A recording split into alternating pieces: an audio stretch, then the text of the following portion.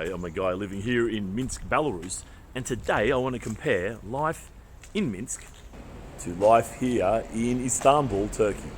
The most obvious thing here in Minsk, and you'll notice this on first inspection, are the footpaths. Okay, this is an unusually big one, and I'm just here because it's in my apartment block, but this must be 7 or 8 meters wide. In many countries, you could fit a sidewalk, a left-bound lane, a right-bound lane for traffic, and then another sidewalk just in this space where there's the footpath here. Whereas here in Istanbul, as you see, the streets are much more narrow on average. The footpaths, sidewalks are a lot more narrow, and you kind of got to share the footpaths, you know? People put their stuff there, you can see. There's some chairs for restaurants, that kind of stuff. So things are a bit more compact. You got to watch out for cars on the street. Whereas obviously Belarus in Minsk, I mean this whole area here with the 2 footpaths and the road, you could literally fit that on one side path, one footpath or sidewalk somewhere in Minsk. Second thing you'll notice about Minsk, in case you haven't watched a lot of my videos, is that there's almost no rubbish anywhere. In fact, almost zero rubbish. Look around now, nothing on the ground, no bits of plastic, empty cartons, anything like this. It just doesn't exist. People just don't throw stuff on the ground. They just put it in the bin, and I've even seen people picking up other people's rubbish voluntarily. In terms of like rubbish and general cleanliness, look, nowhere's going to be as clean as Minsk, that's obvious, but it's still fairly clean. It doesn't have that kind of Southeast Asian big city feel about it with lots of rubbish and random plastic bags and stuff. It's reasonably clean considering what a big, ginormous, crazy city that Istanbul is. And that goes for the air quality as well. So typically what you get in a big dirty city will be random smells of sewage, rotting things, rotting rubbish inside of rubbish bins, and also car pollution, motorbike pollution. So here you don't get too much of any of those. A little bit of the car pollution, but a little bit of the rotting garbage here and there, but not too much. It's nothing compared to, again, like a Bangkok or Manila or Jakarta. It's certainly a lot cleaner in terms of air and everything else compared to these other cities that have a kind of similar population size. Because there are 15 million people here in Istanbul, and that's a lot. That's more than Belarus in total, and you know, close to probably 8 or even 10 times now the size of Minsk. So with that comes these problems, but to be fair, they're holding it together pretty well. Probably cleaner and easier to live here than I was expecting.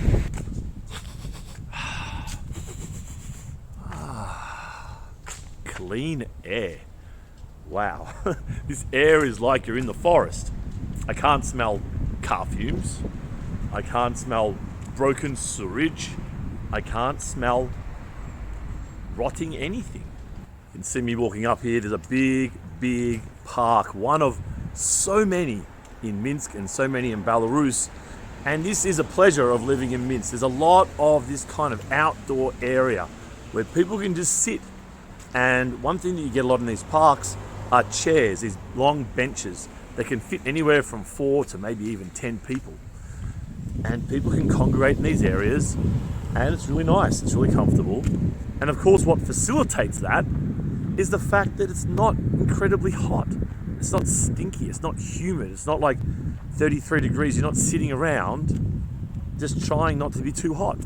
Now of course you have a lot of variety here in terms of weather. In the summer, maybe 2 or 3 weeks, it's hot, really hot, but just 2 or 3 weeks. And of course you have probably 2 or 3 months of ultra cold, kind of snowy weather as well. It's definitely a bit warmer here in Turkey. Today's gonna be 21 degrees. I came from Minsk yesterday and I came from 8 degrees, so that's a big difference. Nice heavy jacket down to a comfortable t-shirt today. Really makes a difference to your feeling and getting around and your plans and your inclination to want to stay outside for any long period of time. And obviously Minsk has parks everywhere. It was designed that way. They had the fortune of being able to redesign the whole city in the middle of the 20th century. Here in Istanbul, of course, it's a very old city. You do get some parkland around, but as you would expect, not a great deal of parkland. They didn't have that kind of luxury as the city was slowly being molded and kind of new areas slapped on. They were more worried about just trying to find food back in the day, so you don't have that luxury that you would have living in Minsk, Belarus. In terms of like low-level civil obedience, what you see in Belarus is there's a lot of social etiquette. People will not cross when it's a red light. People kind of do the right thing. It's very functional with a high level of social etiquette. Here in Istanbul, not so much. If you want to cross, just cross. At the moment you can see this is nice and red and people just walking past. Doesn't matter, Nivajna. If you see a car coming, obviously friggin' don't walk, but otherwise you can see. This is a major intersection, they're just going for it. There's still that culture of just practicality, just not being regulated, and trying to regulate 15 million people, I think, is not particularly realistic anyway. What you tend to find, two things with the restaurants. One is that there's many of them. They're kind of everywhere. You have this 24-hour cafe culture. You can go out and eat, and it's very busy at 10, 11 o'clock in the evening. Second thing is that the menus are all very similar. So you kind of get Turkish and Turkish. They're kind of your options. And really the only difference is the quality of the tables and so forth. Otherwise, the restaurants are really quite similar for the most part. But the food is incredible. It's very tasty. I actually had this last night. I had Dana kebab here. It's very tasty, but again, it's quite repetitive. But fortunately, it's something that I really, really like. Very meat heavy, taste heavy kind of food. Look guys, while I'm here in Istanbul, I might as well have a walk around with you guys. So I'll just do a bit of B-roll footage here. And could you imagine baklava? So 200 Turkish lira. That would be around 12 US dollars, 11, 12 US dollars for baklava per kilo. It's not that different in Belarus. Belarus may be a fraction more expensive. It's about 35 rubles at Kamarovka Rinok. We should be somewhere around 15 or 16, 17 US dollars, somewhere around there. 15 US dollars, maybe 14. So it's a couple of bucks more expensive in Belarus. So you can see here, things are a bit more intense here. We are getting up to a very touristy area. And you can tell, you just look around and there's a lot of different genetics, you know. Belarus, you kind of see the same genetics. There's some Turks, there's some Chinese and Koreans, but that's about it. It's 98% Slavic. And yeah, pretty shallow genetic pool. Hopefully that doesn't stuff up my monetization. So yeah, this is a very touristy area. Keep an eye out, you'll get a lot of different Arab tourists. You get lots of Western tourists as well. And a lot of variety. So I'm going to take you down the main street here of Taksim. This is a pretty crazy place. It's fairly early morning now. It's maybe 10:30 or 11 in the morning. You can see there the long shadows. Tells you it's either morning or evening. That bright, strong sun coming down on me. Even though it's October, it's still pretty warm here. I have to say, I've got the t-shirt on and yeah. So we'll keep walking down here straight. Again, this is a very touristy area. Get that feel, that tourist vibes. A lot of just random middle-aged couples kind of walking around. This guy's obviously tourist vibes as well. Mixed in with a lot of locals. Typical little side winding street there. And a nice central park. Do you know the story of this park? Anything about it? The name or anything? It's Taksim Square Park, basically. Taksim it's Square pretty Park. popular. Oh. Do people hang out there or not so much, just walk through? Oh, I can see some guys. Yeah, I'm people just going hang to out. slow down here. I see some guys on the lawn there. You don't get this in Belarus. People don't sit on the lawn. Are they African guys? Are they? Or are they locals? Can't quite see. Sure. That was just a nice beep of this bus going past, letting us know that we're going to be roadkill. We're going to get out of the way. So thanks for that, mate. Appreciate it. I think they're African dudes, are they? Or North African dudes. They might be like Somali or something. Anyway, so maybe locals don't do that. Do you know if locals do that or not? Locals picnic a lot. It's quite a picnic culture. Yeah, it's picnic culture. Yeah, that's what I like about Melbourne. Like Carlton Gardens there, you got the picnic culture. Yeah, but Belarus, they don't do it there. There's lots of seats. It's really interesting how many seats there are. So you got a really tight buy-sell spread here as well. So this is a Turkish lira exchange rate. So 1 lira or 18 lira for 1 US dollar. And the buy-sell spreads in these local places are really tight.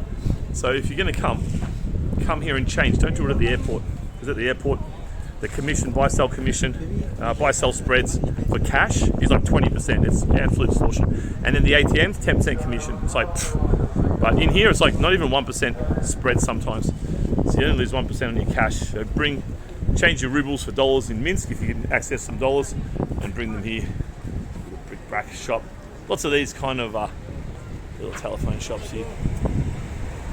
So this is a very wide footpath. This is not normal. Not normal. This is a main touristy area. This is a not representative sample of footpath. And this is of course just a general walking area. obviously made for tourism and people to walk around.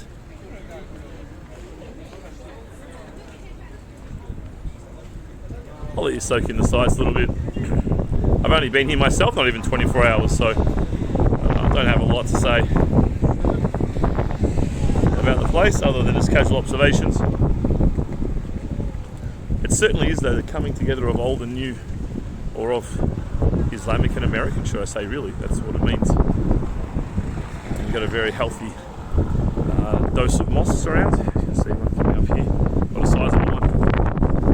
You can see that pointy, excuse me for the wind, you can see that pointy parts on the side there. They often have the speakers there. What they're called to prayer. Here's a Filipino couple, or Indonesian. I wonder what they are. Here's Nail. Where are you going to from? Indo? Yeah, maybe. I think we should have some conversations. What do you reckon? Yeah. Next interesting people we see, we'll say hello. Oh, here we go, bit of drama. Bit of drama here. Some of the homeless. It's quite common for people to have very public arguments, kind of thing. For just homeless people or just in general? In general. In general, yeah. In general. It's funny, in Belarus it's a definite no-no. Absolute no-no. Even the homeless will be super polite to you. If you tell them the niet spasiba, they'll just walk away without annoying you anymore. Yeah. But even people as well. But you hear sometimes in the apartments where you live, you might hear your neighbours yell, having a bit of a cracking at each other. But it's very important in Belarus to be polite, on the surface at least. So they're a bit more emotional here. So I'm conscious of these pigeons. I really do have an aversion to these rats with wings, I have to say. So we're getting close to the main street here. So we've got a couple of mosques. See lots of people around filming, so it's very touristy. These girls are there for little Indian girls. Another Asian tourist. When I say Asian, I actually mean, what would you call it? Because you got East Asia, which is kind of Japan, China, Korea, and maybe a few little satellite, what we'll call, oh Jesus Christ, how are we going to get through this? My goodness, they're flying everywhere. It doesn't look too impressive on camera, but they're bloody flying everywhere, these pigeons. East Asia, and then Southeast Asia would be like Philippines, Vietnam, and then headed down. Cambodia, Laos, Thailand, Singapore, Malaysia, Indonesia for the most part. So if I forgot one there, maybe Brunei. And that's why I tend to call it Asia. That's kind of what Australians would refer to as Asia. We don't tend to call India Asia, for example. So when I say Asia, that's kind of what I'm talking about. So yeah, lots of tourists. So there's a little thing that goes around on this this line here. Little It's the tram red, thing. famous tram. Yeah, I don't think it actually comes around here anymore. It's quite rare. Usually this is the main street. This is my buddy, by the way. We're living together for the week while I'm here in Istanbul. He's been here for 3 months, so he's fairly familiar with things. Poking around. Now this is a classic. Look at this kind of, what would you call it? Juxtaposition of the mosque and Burger King. It's interesting to see. And you've got Sofitel up there. The fast food always seems to be some of the first signs of Americanization. Certainly in Minsk, you don't see a huge amount of Americanization, probably a similar amount to here maybe actually. But the Burger King and the KFC and the McDonald's are big. So this is like the heart of tourists here. Like last night was just incredible density of people around. You really can't imagine. It's certainly a real culture shock from having been in Belarus for such a long time. I only left Belarus once in a year and a bit, and that was a hit and run trip to a wedding in India. The rest of the year was in Belarus. I don't see much point living somewhere and then taking holidays from there. It's like, that is the holiday, mate. So their diet is definitely very carb heavy, isn't it? Yeah. So they usually put Nutella on this, don't they? Yep. Nutella. It's like doing his thing there. Quite well groomed. Police doing their thing as well. And the corn here is very popular, so 15. It's delicious. So that's just about just under $1 US for a bit of corn. Well, they do put salt on it or something. Some other spice. Yeah, it's real tasty. I might just realise I'm zoomed in so much. I'll zoom out a little bit back to 1.9. So even now, it's 11 o'clock in the morning. You still have such a flow of traffic. Foot traffic, of course. Such an interesting mix of people. I really love seeing all of these cultures mixed into one. It's very curious to see. I'm trying to guess where people are from without being too stalker about it. So yeah, this is like tourist central. I mean, this is not obviously Istanbul really. It's very touristy. Looking back at the camera, wanting to be famous. I'm not getting photobombed here in Minsk. Oh, every second minute, someone's coming behind me, "Здравствуйте," and waving, which is always fun. So you can see the buy-sell spreads here. I might just cut in front of you, mate. You can see the buy-sell spread here, nice and tight, 18.3, 18.7 for US dollars there. So it's not even, it's barely 1% either way. A nice tight buy-sell spread. If you're using a Visa card, the buy-sell spread's 2.5% either way, right? And even higher for some currencies. So that's good. Nice competitive market in Taksim. Again, at the airport, not so. It was like 15.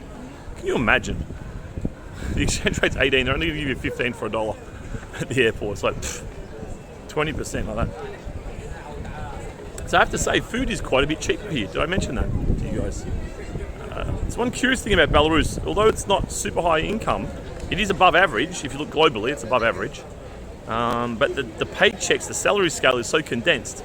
So you're going to have these mid-level prices, whereas Turkey, it's a lot more variety, inequality, if you will, in their incomes. So that reflects also in prices. So you get a lot of cheap eat places. You can get like a good kebab for $2, whereas maybe in you might need 3 or 4 to do that in Belarus, for example. And I would say in general, eating out probably is a few, 20% cheaper or so in Turkey here. And I've only been in kind of the nicer inner city areas too. I haven't even been out to the burbs yet, so I imagine that difference might increase there. Is it much cheaper? So where we ate last night, for example, I had that 68 lira thing, Adana, blah blah blah. Would that get much cheaper in the suburbs or not really? Yeah, it really depends on sort of the status of the place. If it's more of a nicer joint, it'll be more expensive. If it looks more like a mum and pop place, it'll be cheaper. Yeah, so there's a real mix of prices at It's American influence here. The bowling, Tenpin bowling, classic American. One of those early moving industries into a new country that they're trying to commercial and Americanize. So it really depends on who's running the place, in terms of the price. But even, I mean, last night that must have been 300 grams of meat, with a massive salad, heaps of bread, and it was $6 Australian, around $4 US. It's quite remarkable. It could be even double that in some places in Minsk. Got your line at your Starbucks. There you go, you got your Starbucks here. This is one thing we don't have in Belarus. And we got the pumpkin spice latte because, of course, what's coming up is Halloween. So I wonder if that is linked to that. So this is Starbucks with a queue. But I noticed if it's a tourist, that guy looks European, maybe English or something. Obviously, queuing up for coffee Starbucks. is really popular in Turkey, but here's your Halloween. Oh, there you go. Oh, Broomsticks. I'm a bit worried about the music here. It's going to Yeah. demonetize me. Let's walk around this way. Yeah, coffee is really popular in Turkey, obviously, and your tea or chai, as some people call it. But yeah, I guess Starbucks is that brand, always very of busy, more of a generalized audience. So I'm going to say something really dumb because it's probably really obvious. You'll just say, yeah, of course, is that tea and coffee are social lubricants, right? They're social connectors. Like you go, sit down, chat with your bros over a coffee or over a tea. Yeah, it's like it's just the done thing. Oh, you wow. just enjoy. Oh, this place. It's a done thing, the default. Yeah, it's a default. You just meet a friend. But pretty yeah, good stuff here's in a there. very touristic. Very touristy. Oh, wow. All the teas, all your sweets, Turkish nice delights. Quite expensive, obviously, because of the Touristy area. presentation. Look how Also, lovely. shisha, very popular in Minsk Yeah. at the moment. Very popular everywhere, pretty much at the moment, I think. Those global fads. So this is the most random thing, but I'm a social observer, right? If you've watched enough of my videos, you'll know that I like to see people and what they're doing and how they're thinking. And I've noticed just the incredible amount for women, incredible amount of nose jobs, both finished and in process, so the young girl will have like a plaster on her nose or whatever, and the amount of men getting hair transplants. So you see them walking past and they'll have these big blood scab dots on their head of where the hair will start to grow. So you can see there, if you've noticed that gentleman walked past, he had definitely a hair transplant as well. Well, they come from all over because it's remarkably more cheaper in Istanbul to get hair transplants or nose jobs. So it's a bit of a... Any idea about prices? A lot cheaper than the West, that's for sure. No. I can't give you a figure. Yeah. But it's considerable that a plane flight factored in doesn't really matter. Yeah, okay. Yeah, Turkish bloke I know in Belarus said his sister had one. I might ask him how much it cost. Because it's obviously an industry. I mean, you can see that. I mean, just last night alone, I saw probably 5-6 guys with those blood scabs on their head from... Got the Turkish wasn't it? ice cream. Oh, this is ice cream? Very popular. Bit of a show.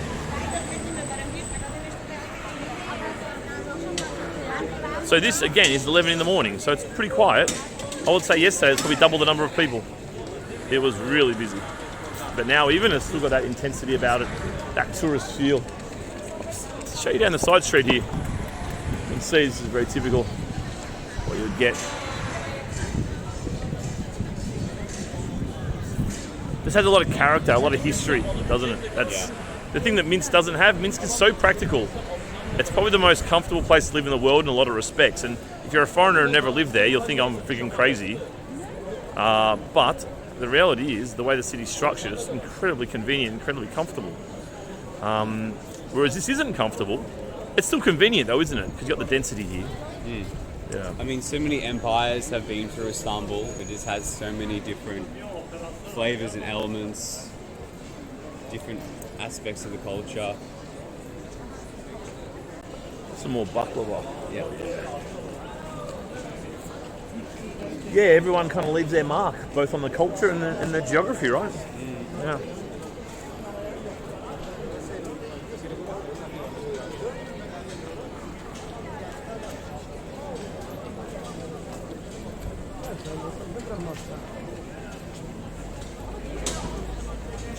Another one of these Nutella places again.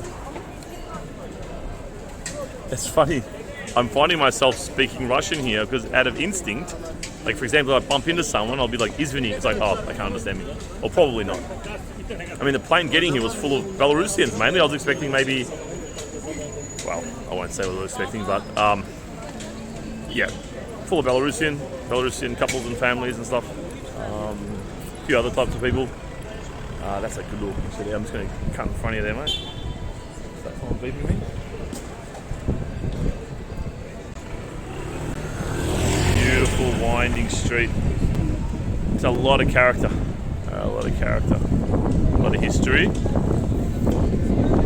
What I did notice here yesterday, coming from the airport to Taksim, what I did notice was an incredible amount of construction. Now there's quite a bit going on in Minsk too. There's a lot of apartments being built in Minsk as the rural migrate to the urban. But here I was surprised at just the volume of construction work going on. I don't know if they're just ripping down older slummy kind of buildings and replacing them with more modern apartments, but there's a lot of modern apartments here too. I was surprised to see.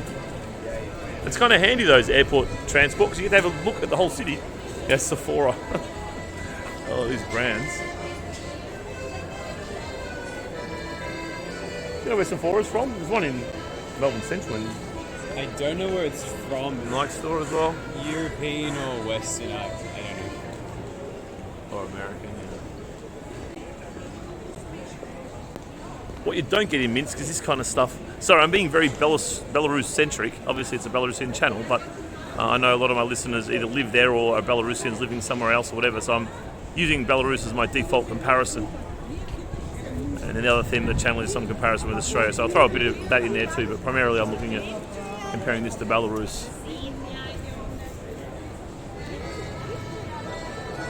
And this street, by the way, we've already walked a couple hundred meters. It goes for like over a kilometre, I'd say. Yeah, it's very long. You can't imagine the amount of tourists and whatever here. It's quite crazy. I'm sure as you look at the detail as I walk past, you can see these three men have their coffee, going for a walk.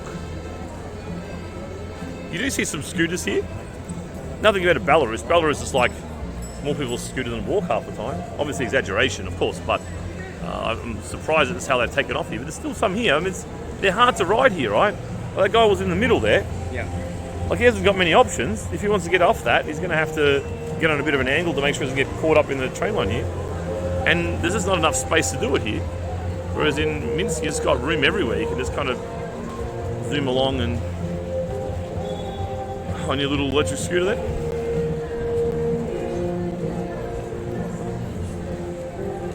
De Facto, another very common brand in the malls of Minsk.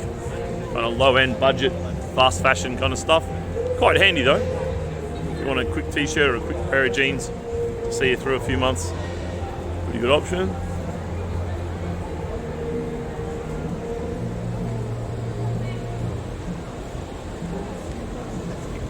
So you do see, I reckon these girls are from, oh, you're British, huh?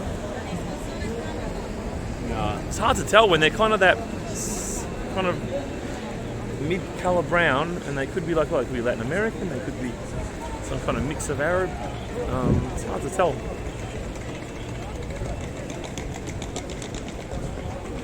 And you do hear a bit of Russian every now and then. Obviously my ears are very tuned to this. Oh yeah, what I was saying earlier about kind of speaking Russian, like saying "Нет, da." Like a guy asked me for money, I'm like "Нет, спасибо." I'm like, just habit. It's interesting how my default for not speaking English has become Russian. So I've got two languages in my head. My default English and my speaking to foreigners or not English speakers in Russian.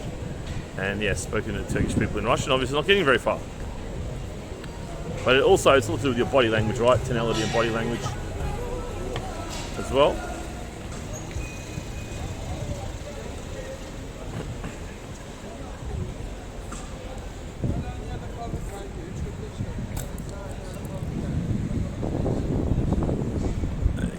Typical laneway there. Not many people eating just yet, for obvious reasons. You kind of got that griminess, you know, this big city griminess. They're doing a pretty good job to keep it clean, to be honest. I am surprised at how clean it is. A bit more graffiti, not a huge amount. Well, there's a little bit of graffiti coming into Minsk now, not a lot though. A little bit. You know, this is big city grime for people in Belarus. That's what heavy foot traffic does. There's always a bunch of cool bars, cafes off the main streets. Good vibes. So it's set up that this is kind of your shopping, and then on the side things there you go for a bit of a relax and Yeah. have something to eat or drink or whatever it is. This is like the most touristy street probably in all of Istanbul. Welcome Istanbul. Thank you. Thank you, sir. You probably heard that. Welcome, Istanbul. So a guy the other day, get this DPM. I don't know if I told you this or not. Probably didn't, but I was filming the other day, and this bloke comes up to me. This is in Belarus, in Minsk, and he says, "Oh, excuse me, where are you from?" Yeah. And I'm filming, so I just like stop. Yeah. I'm like, "Oh, I'm from Australia. Where are you from?" Just, I thought he was just like curious because I'm fair skinned, so he just wants to talk for a minute or something. So I just stopped and was going to have a chat, and he's like, "Oh, do you have gas?" I'm like, what are this guy's talking about? Got lots of gas. He's like, "Do you have like gas and electric in Australia?" I was like, "Oh yeah, I'm pretty sure we do." Yeah. And he said, "Oh, I thought you were from Western Europe, and I know they don't have much gas. So if you need gas or electric, come stay here in Belarus for a year if you want. We have lots of it." Smart move. Yeah. Which is it's very nice, isn't it? It's very kind. He's obviously heard something hyped somewhere. Oh, here's the red train. We're pretty serious here, okay. So I noticed lots of people taking photos of this, and that's what they do. They seem to jump on the back here. You can see this dude at the back. Look at the back right-hand guy there. So you got this girl, that guy there with the light jumper. This is what they all seem to do, is jump on this and then take the photo of them hanging off the back of the red tram. This is very narrow. I think you can get good context here of how narrow it is because there's some guys next to it.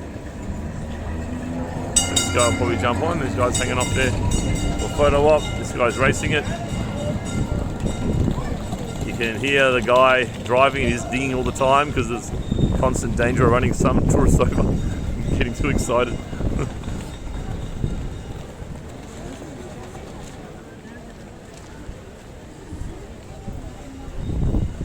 the name of Vodafone.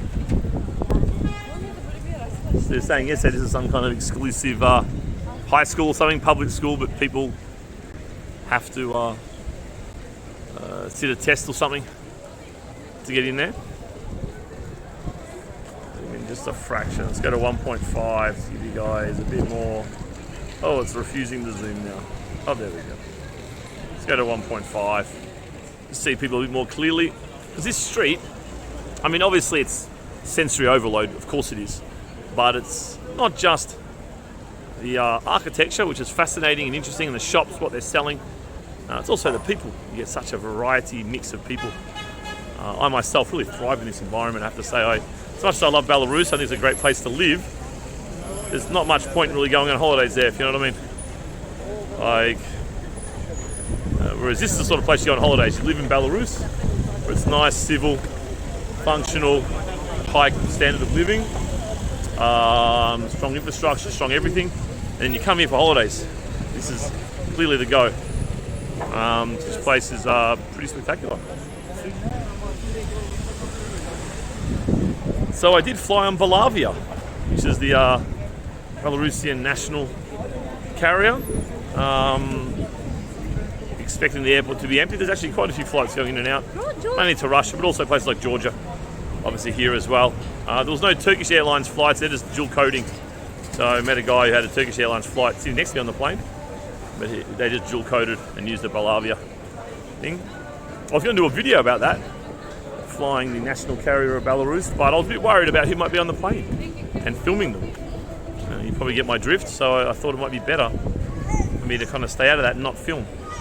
I don't want to put the light on anybody who might not want the light on them. So I didn't. So is this, you can buy this scooter, how much? Ooh, it says inside.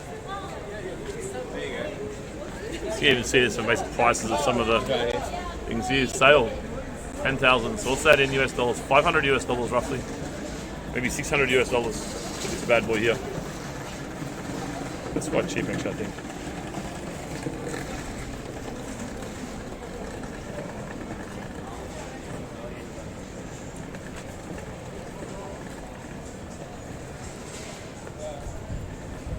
This girl looks pretty Russian, I reckon. Zara. These guys would be, this couple here would be British, maybe. Maybe. But Zara, yeah, Zara's well known around Europe, that's for sure. That big one in Berg Street Mall, Mel. Yeah. Zara seems to have found its way kind of everywhere. Collins is another one you see a lot. There's a lot of these in Belarus. There's that big one in Dynamo. Oh, this is a classic kind of side street. No one quite here yet, but it's quite a challenge to navigate, to film and navigate at the same time. Although when people see you filming, they usually get out of the way. People are quite considerate. Like a little side street there. It's like blowing bubbles. Sketches, that's another. Gee, there are a lot of. Another de facto. There was a de facto about 100 metres ago.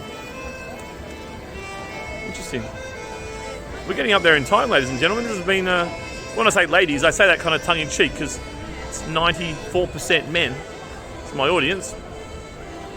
And although there is it's funny, there's a couple of Australian girls that watch, which I find curious, and quite a few, like Belarusian and Russian and a Polish girl as well. I know that comments quite a bit. But yeah, 94% men. 6% women is my audience breakdown. So when I say ladies and gentlemen, I probably mean lady and gentlemen. To be more mathematically correct. And we got some. You do get quite a few buskers in Minsk as well, here and there. I mean, this song is also very popular. This is a well-known Turkish This is song. like the song that the buskers play in Istanbul. So she's set up outside of this, which is obviously a bit of a landmark, touristy landmark here. So she's really just playing for the tourists. Is there a culture of busking here? I haven't noticed that many. Yeah, a little bit. Get a lot of kids actually busking. Oh yeah. Yeah, it's sort of cute. Do you know if it's licensed or just go for it? I think it's more just to go for it. Yeah. If they're sort of stationed at a spot, maybe. Yeah, I think it's more free reign. All right, so what I'll do, this is almost half an hour of B-roll. And although I do recognise that if you're still watching, you're kind of into it and you'll probably keep watching. But what I'll do is I'll stop now and I'll start another one. So I'll probably make a couple of videos here in Istanbul so I can have some variety of B-roll footage going through the bubbles here. Yeah, so I'll do a couple of B-rolls. I'll stop now. I'll literally just press stop and start again. And then I'll add another B-roll because I recognise that before people click, they'll see like 36 minutes or something. It's like, oh man, I don't know what's this. This is what my friend tells me in Belarus. He's like, don't do it so long, man. People get freaked out. They don't want to click. But I enjoy the B-roll and I'm getting some good feedback on the B-roll stuff. I think it's slower format. Just slow down a bit, take it in, rather than me blah, blah, blah, blah at you intensely trying to make a point. So I'll stop now and I'll start again on another Istanbul video.